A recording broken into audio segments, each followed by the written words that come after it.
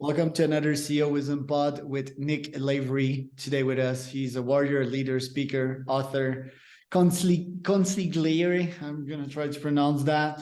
Nick is a Green Beret, most importantly, recipient of silver medal, which is something amazing we'll talk about today.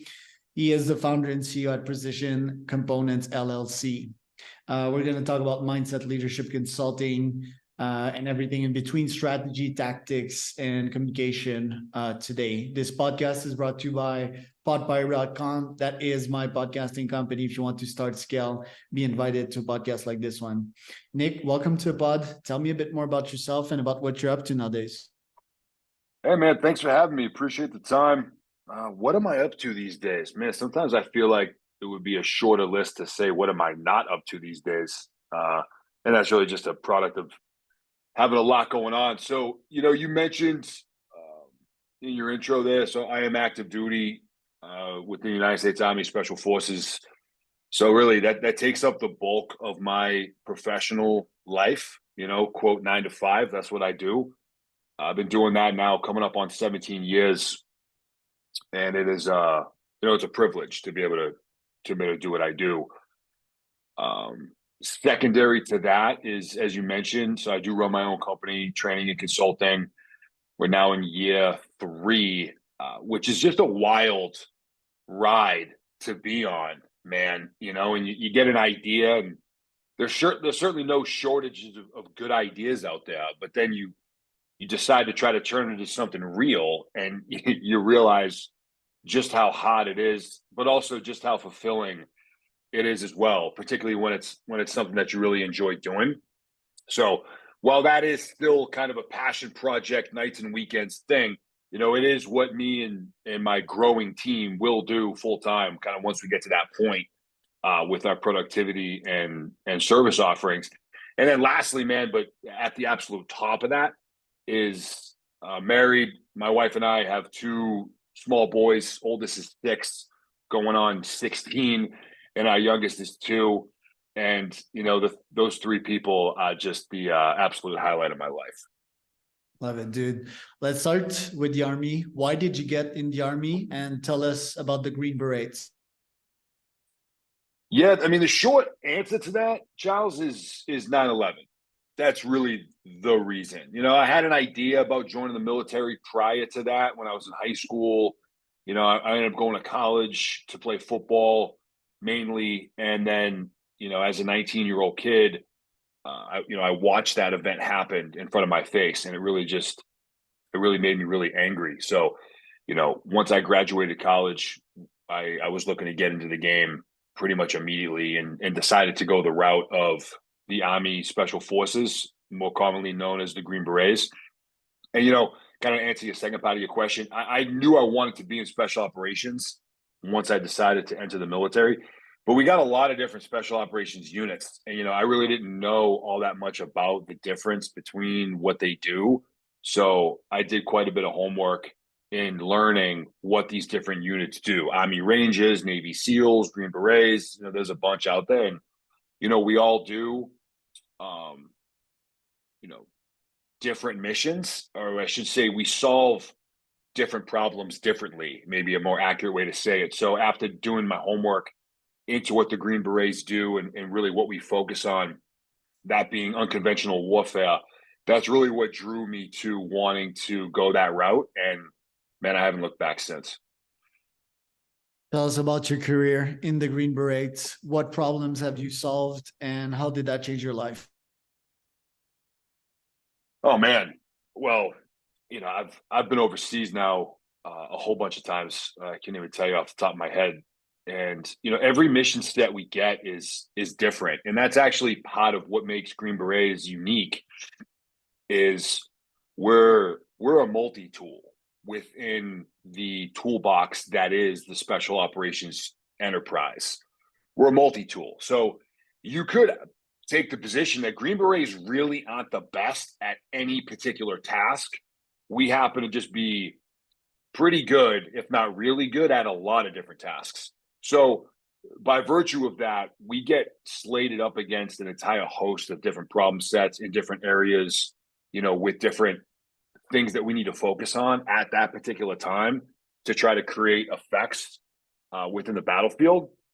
So the range is quite vast, but that kind of diversity and need for us to be continuously adapting to not only the demands of our senior leaders, but also the demands of any particular environment at any particular time is also part of what makes me not only proud to be in the unit that I'm in, but it's exciting because no mission is the same. They're all different. So you constantly have to be learning and researching and analyzing what is expected of us, and then train to be able to fill those gaps.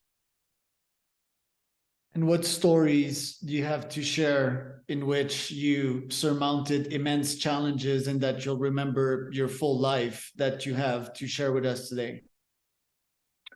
Oh, well, I mean, there's certainly a lot. I'll tell you, the kind of the more obvious one would be my third trip into Afghanistan in the fall of 2012. Would be wounded in combat on 3 separate occasions, and the third of which would ultimately result in the amputation of my leg above the knee. And it really wasn't more than a week or two after that injury that I decided that I would return back to doing what I do. And kind of like, becoming an entrepreneur or deciding to start your own business, it's one thing to say it and it's something entirely different to live it.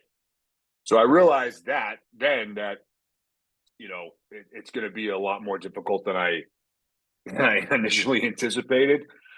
And this is something that no one else had successfully done prior. So just like anytime anyone wants to do something that's never been done before, that's met with a whole bunch of questions and concern and a whole lot of doubt, so having to navigate through that and just kind of stay the course was what I had to rely on. So I ultimately ended up successful in that, and I did return back to the detachment. I returned back to combat as an amputee, and that's really been the bulk of my professional career has been done on one leg. How did you earn that silver medal? I believe you're referring to the Silver Star. So I received, so the Silver Star is in the United States military considered the third highest award to be awarded for valor in combat. So I was given that as the result of my actions on the day in which I ended up losing my leg. Yeah. What happened there? What actions did you take that were remarkable in terms of leadership, in terms of stress management, and keeping your shit together? Yeah, it's a good question. I'll tell you, and I know I speak certainly on behalf of myself, but a lot of other guys that do what I do for work is, you don't come into this profession for accolades or for awards, and most of us have kind of an interesting relationship with being presented an award. I would say most of us, myself included, feel like we're getting an award for doing our job, and we don't need the award, and we don't want the award. It does come in the form of respect to those that decided to put you in for it. That's really where, for me, the value lies. It's not the bling that I wear on a dress uniform that I rarely put on. It's more so about what the guys around me, that what they believed to be worthy of some kind of accolade. It's the respect of my teammates, and they're the ones that said, "Hey, let's go ahead and put Nick in for this award." That's the value for me. But to answer your question kind of concisely, is we were attacked by virtue of what we refer to as a green on blue, which is an insider attack, meaning a guy that we have been working with turned on us and opened fire into me and my friends from about 25 feet away with a belt-fed machine gun, which was the initiation of a complex ambush. So I ended up making a series of decisions, as did a lot of guys. And one of those decisions was to attempt to move another soldier who was in the fire of this shooter to a position of safety, and by doing so is where I ended up catching a whole bunch of machine gun rounds, which is what ripped my right leg to shreds. And then, laying on the battlefield, bleeding out, my femoral artery cut, my femur shattered. I was still able to maintain a degree of composure to call out enemy positions and what was going on around me and give guidance to those that were addressing the problem. And I treated myself medically, so those are the kind of broad strokes of what happened. And again, man, receiving an award is something that deserves to be respected. But for me personally, that respect comes in the form of my brothers who decided that it was worthy of such an award. Sure. We don't really care about the award, but what we care about is the fact that you were shot at from 25 feet with a machine gun, and that is quite fucking intense, I mean, ripping your leg apart, yeah, that's what these things do. And you save a teammate's life, you risk yours, and you kept yourself alive. That is exceptional, and that's why you got that. That is just crazy right there. First question for you: are these attacks common? Were these from Afghani forces that you guys recruited to work with you, or was that an American shooting you from that machine gun? No, this was an Afghani. This was or an Afghan, excuse me, a member of the Afghan National Police Force that we had been working with. And yeah, this type of attack was quite common, particularly around that time frame. We saw a surge of these insider attacks stemming kind of around late 2011 and going all the way through like 2015 time frame. They were very popular because they were so successful. And when you're kicking the ass of your enemy on the battlefield daily, the way we were, then they had to get more creative with ways to combat what we were doing. You're not going to go toe to toe against us and win very often. So they realized that this method would work, and it was. And what makes it particularly challenging for Green Berets in particular is we're designed to work with and through Indigenous personnel. It is extremely rare for a group of Green Berets to go conduct some kind of operation somewhere just by themselves. We are considered force multipliers, meaning that we are tailor-made to go find, recruit, train, advise, and then lead local assets into combat.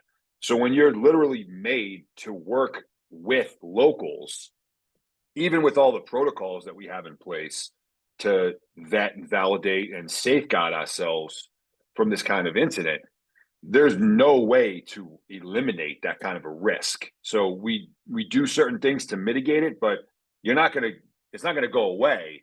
And it's part of the inherent risk that we assume by doing the work that we do and the way that we do it. So yeah, it was common around that time frame. And man, it's a bad day at the office for us. Right, and we're gonna talk about the Hamas attacks on Israel a bit later in the pod, which I believe too they use great creativity for that, and the Israeli intelligence did not spot that. But that guy on the machine gun turret, he didn't have access to the turret. He wasn't giving like strong weapons. Just stepped up on that. You guys didn't put that guy on the turret before, right? It's tough to say where that particular guy was going to be working on that particular operation, but this is a dude that we had been working with for months, going out on operations with. He may have well been assigned to that exact vehicle as the gunner for that vehicle. Could have absolutely been the case. It's just tough to say where he would have ended up if we had moved forward with the operation schedule for that day. Right. Okay.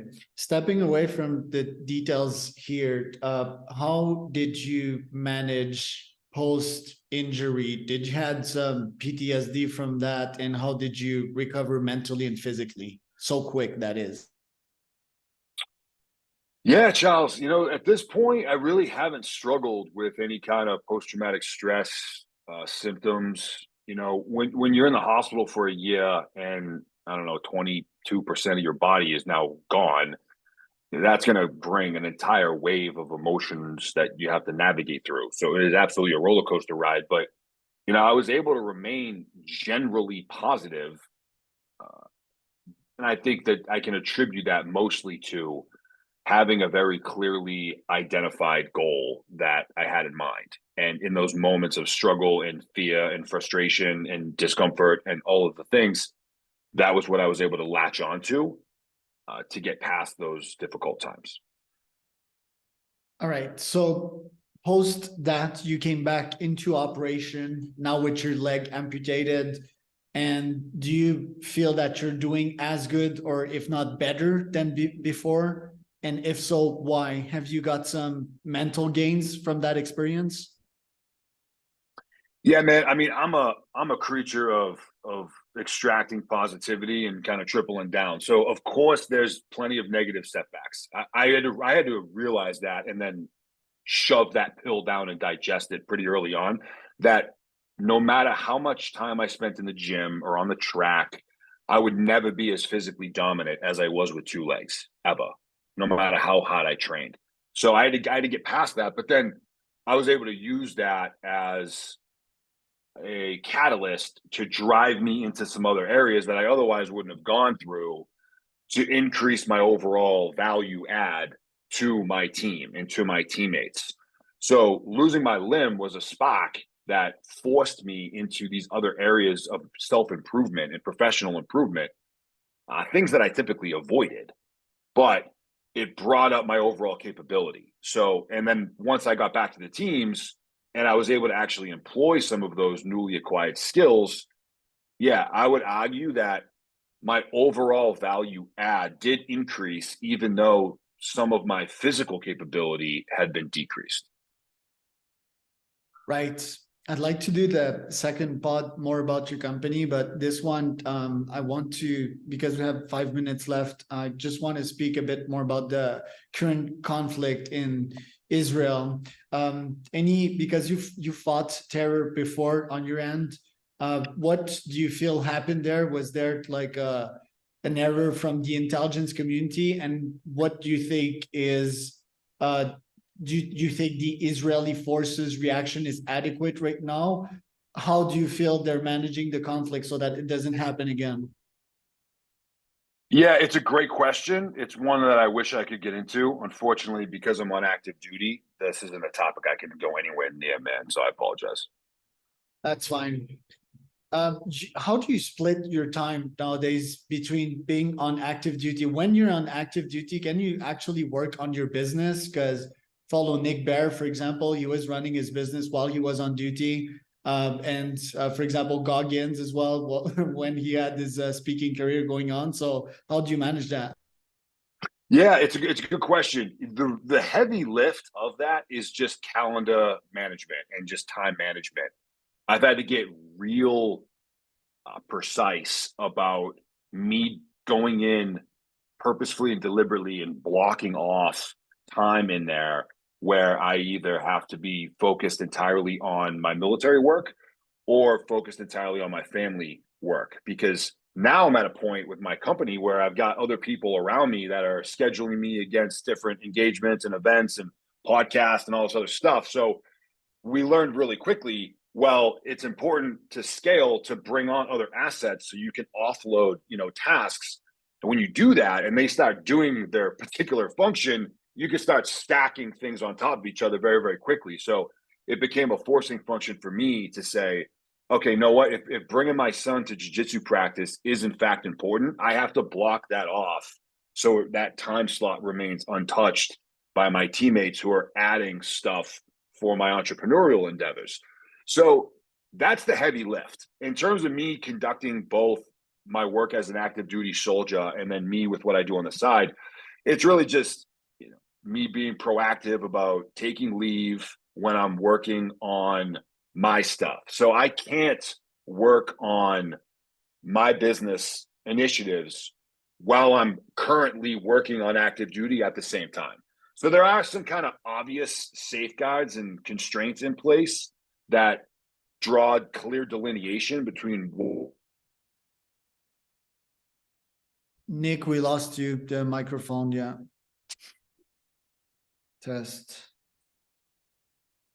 Maybe disconnect the AirPods or something. There we go. Sorry, man. Yeah, that's good. Yeah. My entire chain of command, they're so supportive about what I'm doing, kind of as a nights and weekends thing now, that if I need time off, I request leave, I take time off, I go do my thing, and I come back. The truth is while I can't do personal business stuff while on Army work hours, more often than not. Again, Nick, the sound. Sorry, dude.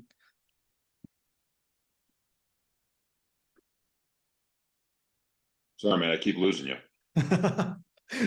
Technical problems today, right? Yeah, finish your Dude, last thought you there. and I are having a technical difficulty shit show today. It's unbelievable. No, I was closing by saying, well, I'm constrained where I can't work on my business stuff while I am on Army hours. More often than not, I am working on Army stuff while I'm on my time, because with the frequency in which I do stuff now, if I just let all my Army work pile up, then by the time I actually got back to my desk, I would just be walking into a disaster. Right. Last question, less than 2 minutes. There's some Army guys that come to you, they've been wounded, they potentially have PTSD. What do you tell them? Oof, man, it's tough. I mean, PTSD is a very broad stroke, and it can be incredibly debilitating, all the way to the other end of the spectrum where it's maybe just kind of more of a nuisance, and everything in between. So it's really difficult. I would say, if I am talking in general terms, the importance of having a mission, the importance of having an identified goal to be working towards daily, or at least quite frequently, is essential. Mindfulness is also essential. Being able to truly examine your current state and where you're at with a degree of self-awareness and honesty. And then know, while it may be unpopular in the world of influencers, there is a limit. There is a point of diminishing returns when it comes to deliberate exposure to discomfort and building your resilience. And if and when you cross that threshold, continuing to move forward and continuing to press may very easily make the situation much worse. You could be adding on more and more and more stress, but if it's causing a negative outcome, then you're just making it worse by continuing to press on. And that's why mindfulness, honesty, self-awareness are there to kind of balance us out. And if we've realized we've gone past that point, you have to take on the ownership of realizing that, raising your hand, bringing on some support, bringing on some assets to get you back across that line where you need to be, and then continue to pursue and move forward. There you go, Nick. Thank you so much for today. Where can people find out more about you? No, man, I appreciate it, bro. It's been a great quick chat. The one-stop shop is our website. It's teammachine.com. Machine spelled MCHN. It's got links to all the socials and a way to get a hold of me, and the merch and the book and all the things. There you go. Thank you so much, Nick.